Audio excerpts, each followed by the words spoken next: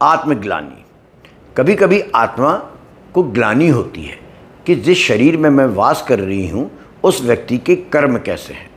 ये जो आत्मग्लानि है, ये बदलते माहौल में, जिस बदलते वक्त की मैं बात कर रहा हूँ, आप और हम सब महसूस रहे हैं। ऐसे में 3 व्यक्तियों को गत सप्ताह आत्मग्लानि का बोध हुआ होगा, ऐसा मेरा मानना है। इनमें से एक हैं भारतीय जनता पार्टी के संस्थापक सदस्य डॉक्टर मुरली मनोहर जोशी। वही डॉक्टर मुरली मनोहर जोशी जिन्होंने 1980 में अटल जी और आडवाणी जी के साथ मिलकर भारतीय जनता पार्टी की नींव रखी थी। उन दिनों एक नारा बड़ा चर्चित हुआ था। अभी आपसे बात करते करते मुझे वो नारा याद आ गया कि भाजपा की 3 धरोहर, अटल, आडवाणी, मुरली मनोहर। वर्तमान में अटल जी अब रहे नहीं हैं और आडवाणी जी और मुरली मनोहर जी, जिनको भाजपा की धरोहर कहा जाता था, वे हाशिए में पड़े हैं।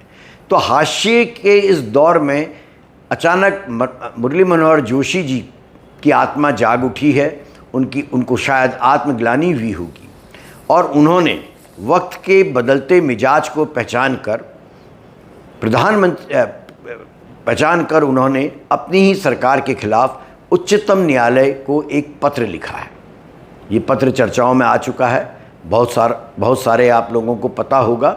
जिन्हें नहीं पता उन्हें मैं बताना चाहता हूँ कि डॉक्टर मुरली मनोहर जोशी जी ने जम्मू कश्मीर के पूर्व राजा, पूर्व के कैबिनेट मंत्री, कांग्रेस के वरिष्ठ नेता कर्ण सिंह के साथ मिलकर मुख्य न्यायाधीश उच्चतम न्यायालय BR गवई साहब को एक पत्र लिखा है, जिसमें उन्होंने उत्तराखंड में चल रही 4 धाम परियोजना, जो ऑल वेदर रोड्स बनाई जा रही हैं, उनको लेकर अपनी गंभीर चिंताएं जताई हैं और सुप्रीम कोर्ट से आग्रह किया है कि 2021 में जो सुप्रीम कोर्ट ने निर्णय दिया था उसकी पुनर्समीक्षा करें।